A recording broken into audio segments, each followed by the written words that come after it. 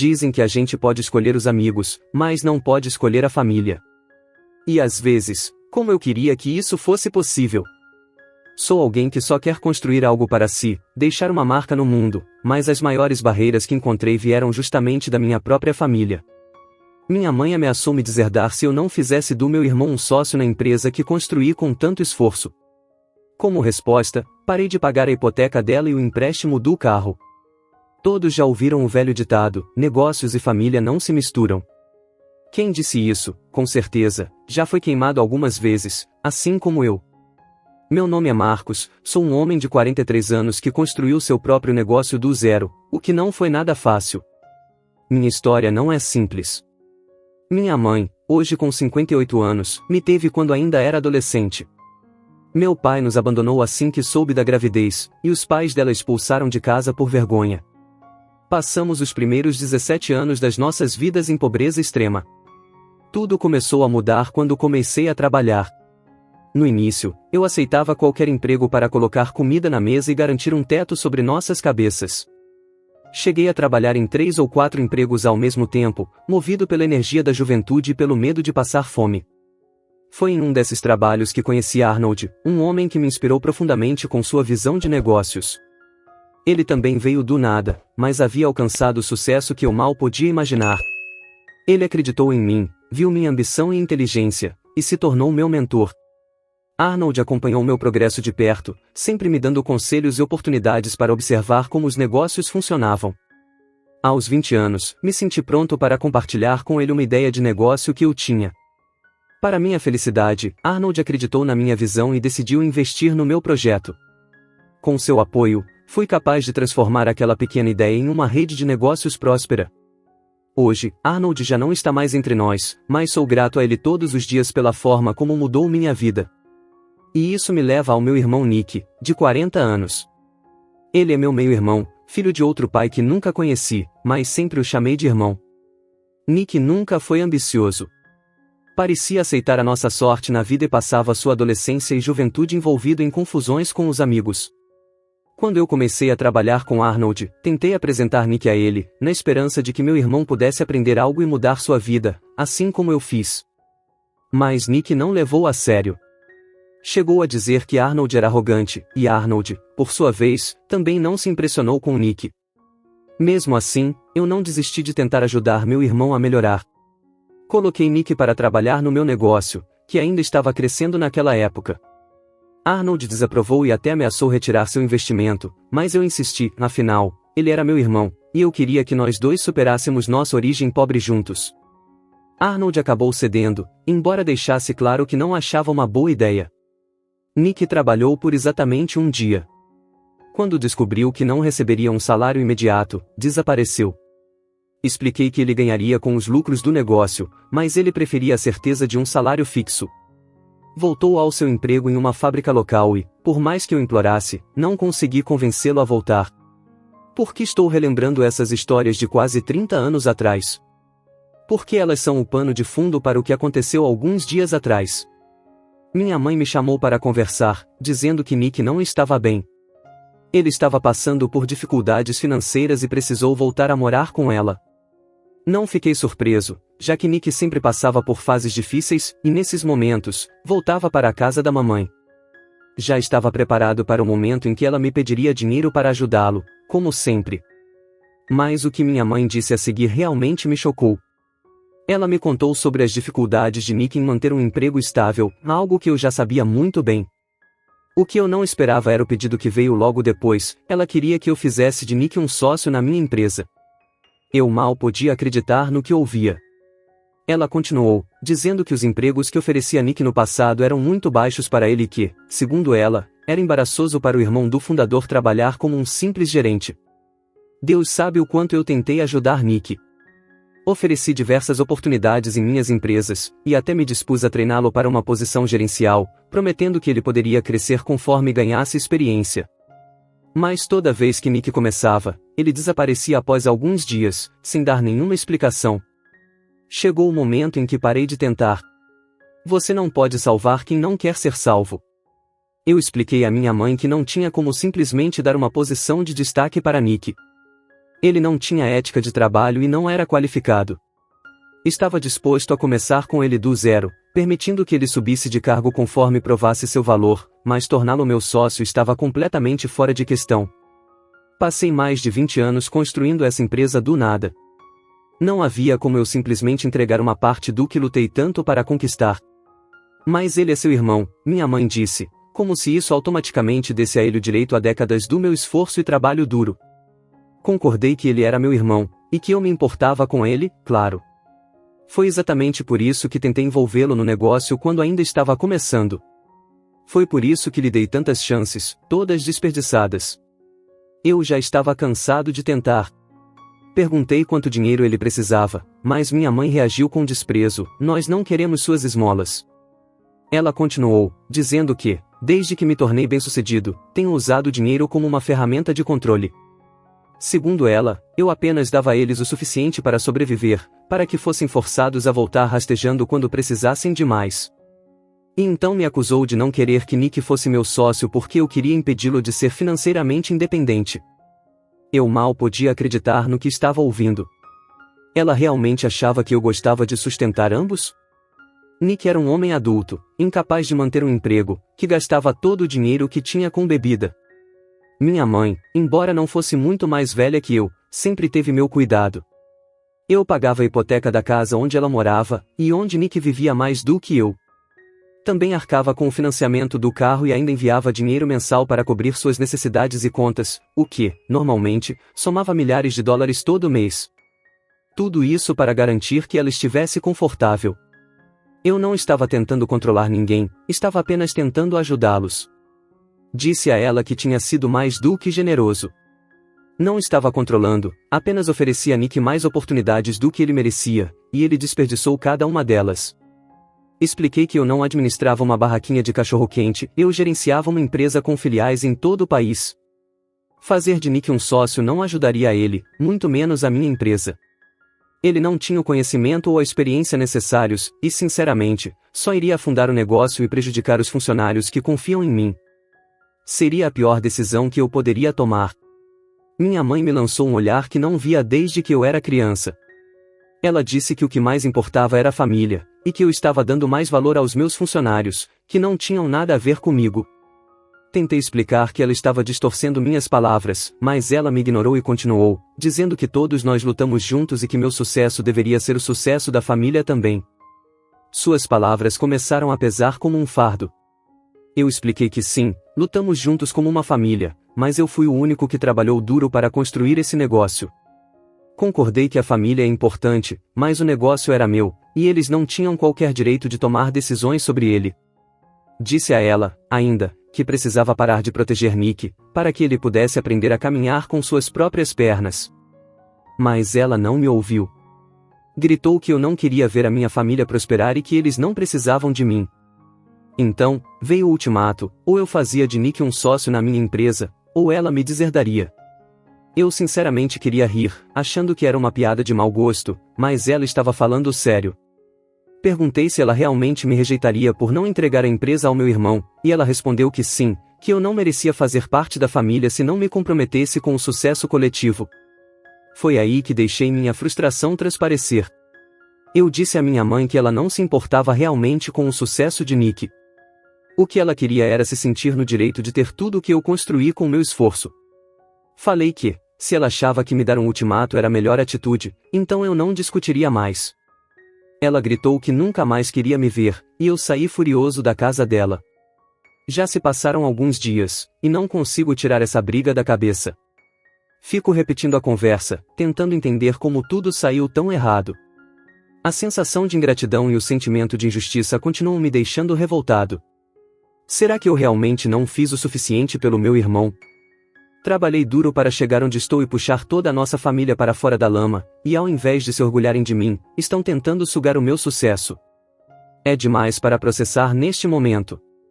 Por isso decidi escrever tudo, na esperança de que colocar essa confusão em palavras me ajudaria a encontrar alguma perspectiva. Mas ainda estou tão perdido e frustrado. Sempre segui um princípio tanto nos negócios quanto na vida pessoal: nunca tomar decisões importantes quando estou emocionalmente abalado. Até hoje, essa regra funcionou bem para mim, e eu tinha certeza de que não seria diferente agora. Acho que passou uma semana até eu perceber que, desta vez, não poderia me desligar completamente das emoções. Afinal, estava lidando com minha família, e nunca é possível separar completamente as emoções quando se trata disso. Então, fiz algo que raramente faço: pedi conselhos a um amigo de confiança. Ele também é empresário e já passou por situações familiares complicadas alguns anos atrás. Achei que ele poderia me dar uma visão imparcial. Nos encontramos para tomar umas bebidas à noite, e eu contei a ele toda a minha história familiar, incluindo as lutas de Nick e o ultimato que minha mãe me deu. Ele me disse praticamente o que eu já suspeitava: minha mãe estava ultrapassando os limites e Nick estava me vendo como uma rede de segurança. Ele disse que, embora fosse doloroso, eu deveria impor limites. Se isso significasse me recusar a ceder ao ultimato da minha mãe, então que assim fosse. Foi difícil ouvir isso, porque eu amo minha mãe e meu irmão, mas ele estava certo. Eu não seria usado. Se minha mãe quisesse me deserdar porque eu não me curvaria às suas exigências irracionais, então eu não seria mais seu filho. Minha mãe me ligou alguns dias depois e perguntou se eu já tinha tomado uma decisão. Eu simplesmente respondi que ela já havia tomado a decisão por nós dois, e que eu respeitaria isso. Ela começou a gritar comigo novamente, me xingando, dizendo que eu era ingrato e inútil, antes de desligar o telefone. Eu bloqueei o número dela. Eu estava decidido a cortar todos os laços com minha família, mas não antes de mostrar a eles o que realmente significava me tirar da vida deles. Fiz os procedimentos necessários para cancelar os pagamentos automáticos da hipoteca da minha mãe e do financiamento do carro. Não me preocupei em avisá-la. Eu sabia que ela descobriria quando começasse a receber os e-mails e telefonemas de cobrança. Demorou cerca de um mês para ela perceber o que estava acontecendo. Como eu já tinha bloqueado o número dela, minha mãe não conseguia me ligar. Até que, um dia, cheguei em casa e a encontrei sentada na minha porta da frente. Eu me preparei para mais uma enxurrada de gritos e insultos, mas, para minha surpresa, ela apenas disse oi, como se nossa última briga nunca tivesse acontecido. Em seguida, perguntou como eu estava. Cruzei os braços, e sem rodeios, perguntei o que ela estava fazendo ali. Ela franziu a testa, sem entender, e me perguntou o que eu queria dizer com aquilo. Respondi que não esperava vê-la em lugar algum perto da minha casa, já que ela deixou claro que não queria mais nada comigo. Minha mãe me surpreendeu rindo e colocando a mão no meu ombro, dizendo: "Você sabe, as pessoas dizem coisas que não querem dizer quando estão emocionadas." Eu olhei para ela e disse que, na verdade, eu não sabia disso. Fui criado para dizer o que penso, mesmo quando estou com raiva. Ela não gostou de ouvir suas próprias palavras voltando contra ela e me mandou parar de ser mesquinho, dizendo que eu precisava agir com mais maturidade. Eu podia sentir outra discussão prestes a acontecer, e honestamente, depois de um dia tão difícil, era a última coisa com a qual eu queria lidar. Então, eu passei por ela, destranquei a porta e entrei. Quando ela tentou me seguir, simplesmente fechei a porta na frente dela e travei.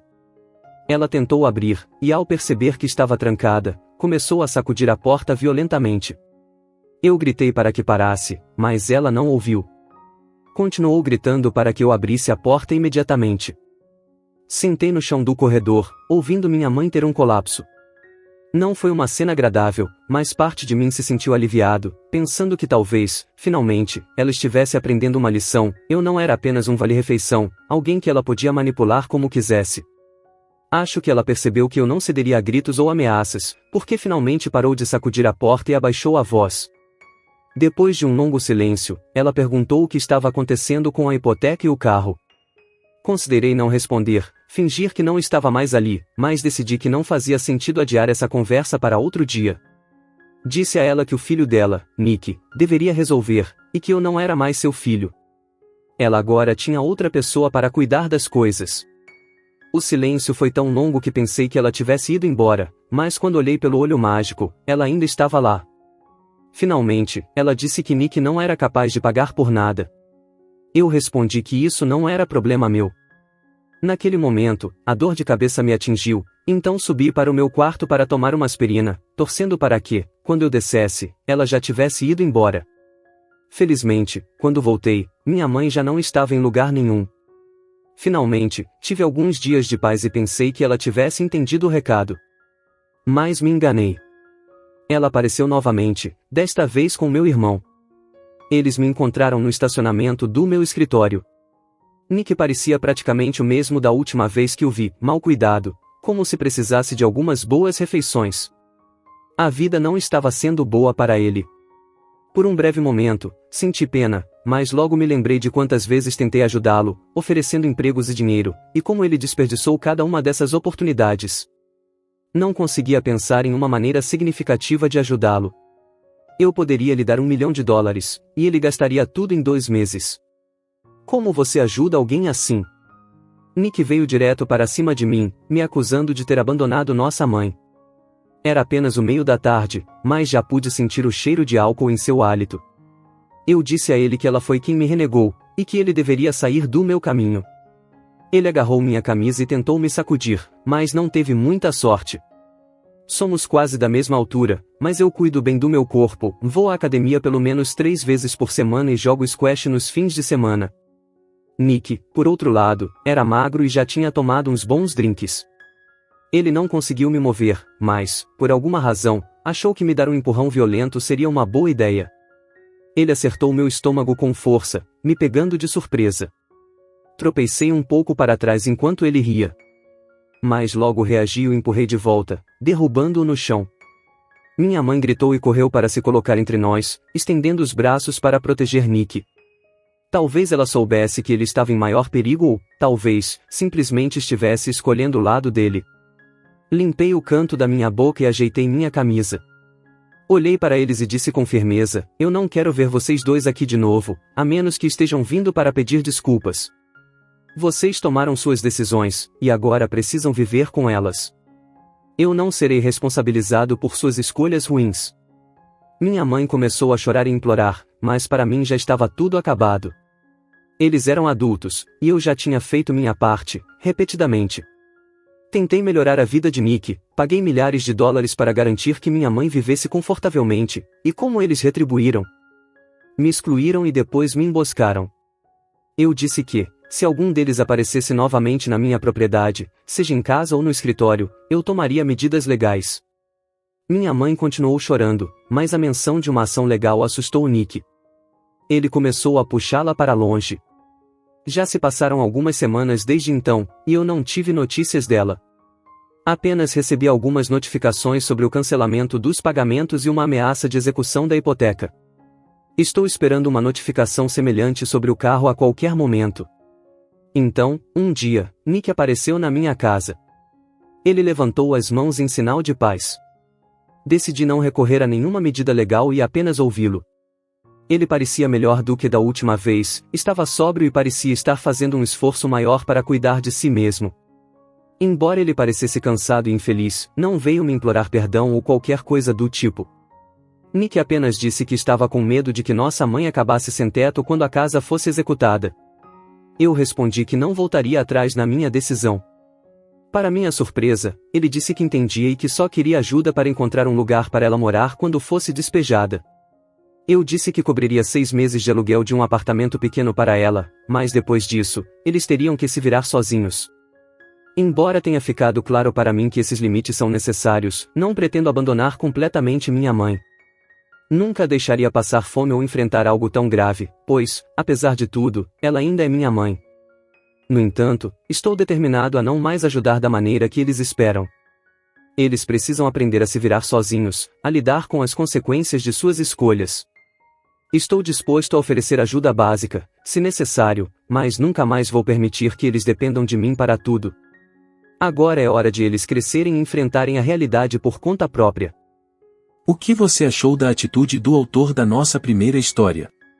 Deixe sua opinião nos comentários, e não se esqueça de mencionar se o comentário é sobre a primeira ou a segunda história. Preparados para a próxima? Então, vamos começar. Meu nome é Camila, tenho 32 anos, assim como meu marido, Gustavo. Temos 2 filhos, João, de 9 anos, e Ana, de 6. Desde que me tornei mãe, minha sogra, Irene, nunca perdeu a oportunidade de me criticar. Ela sempre dizia que eu seria uma péssima mãe porque, segundo ela, eu era muito jovem para criar filhos. Eu tinha 23 anos quando João nasceu, e Irene estava convencida de que eu arruinaria a vida das crianças. No fundo, percebo que essa postura dela sempre foi competitiva. Irene acredita que eu roubei o filho dela e que, desde que Gustavo se casou comigo, ele não tem mais tempo para ela ou para a verdadeira família. Aos olhos dela, ele só tem olhos para mim e nossas crianças. Nos últimos anos, mantivemos pouco contato com ela, o que foi uma escolha nossa. Gustavo cresceu em um ambiente difícil com Irene, que sempre o julgava e o envergonhava por qualquer coisa, por mais inofensiva que fosse. Sempre que ele fazia algo de que ela não gostava, Irene dizia: "Como você ousa fazer isso sem me pedir permissão? Eu sou sua mãe. Eu te criei, então você me deve obediência." Mesmo durante a infância, Gustavo era constantemente lembrado de que não era desejado. Irene não hesitava em zombar dele, rindo ao dizer que deveria tê-lo dado para outra família, envergonhando-o por simplesmente existir. Agora que temos pouco contato, ela ainda tenta controlar Gustavo de qualquer maneira possível, cravando suas garras sempre que encontra uma brecha. Nós fazemos o possível para manter distância dela. No último sábado, o primo de Gustavo, Rafael, organizou uma festa de noivado e nos convidou, assim como minha sogra, Irene. Durante a festa, ela tentou interagir conosco. No início, até parecia estar sendo simpática, especialmente considerando que não a víamos pessoalmente há meses. Mas, como de costume, não demorou muito para que ela revelasse seu verdadeiro eu. De repente, Irene começou a criticar a maneira como eu educava meus filhos, me chamando de mãe fraca e dizendo que eles jamais me respeitariam se não tivessem medo de mim. Confusa e irritada, perguntei por que ela diria algo assim. Ela respondeu com desdém, afirmando que me viu sendo muito doce e gentil com meus filhos, servindo-os à mesa e conversando calmamente com eles. Segundo ela, isso me tornava uma serva dos meus filhos e, se eu continuasse assim, seria um capacho para eles, quando deveria ser o contrário. Respirei fundo e respondi que não aceitaria conselhos de alguém que foi horrível com o próprio filho. Ver o quanto Gustavo sofreu por causa dela me enojava. E agora que eu tinha meus próprios filhos, ficava me perguntando como uma mãe podia ser tão cruel e sem coração com o próprio filho. Ela me olhou, visivelmente ofendida, como se eu não tivesse o direito de dizer nada. Logo depois, começou a fazer um escândalo no meio da festa de noivado, tentando me envergonhar por ter respondido a ela. Gustavo e eu fizemos o possível para ignorá-la, mantendo a calma e tentando ser o mais civilizados possível, para não alimentar ainda mais sua birra, e principalmente, não estragar a festa. Mas, apesar de nossos esforços, alguns parentes se aproximaram para dizer que eu é que deveria estar envergonhada por ter desrespeitado minha sogra. Eles falavam dos sacrifícios que ela fez por Gustavo, argumentando que ele só estava onde estava por causa dela. Disseram também que eu não deveria ter respondido daquela maneira, já que, segundo eles, ela só estava tentando me aconselhar. No final, colocaram a culpa do escândalo e do clima tenso da festa na minha resposta. Na visão deles, eu deveria ter ficado calada. Saímos pouco depois, mas Irene, não satisfeita, ainda ligou para Gustavo, chorando e se queixando de como havia sido tratada.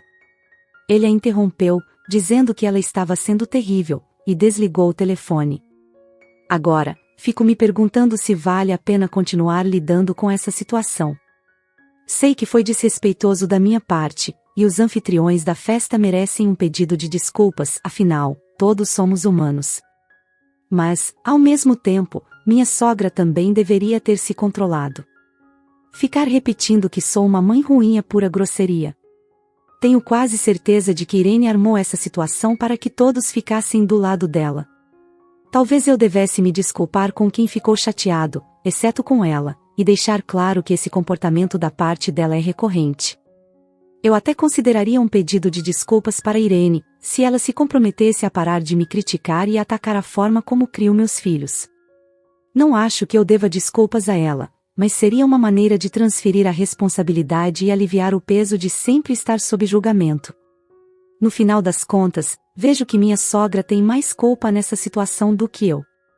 Mesmo assim, ao invés de manter a compostura, acabei falando o que precisava ser dito em um momento inadequado, durante o noivado de outra pessoa.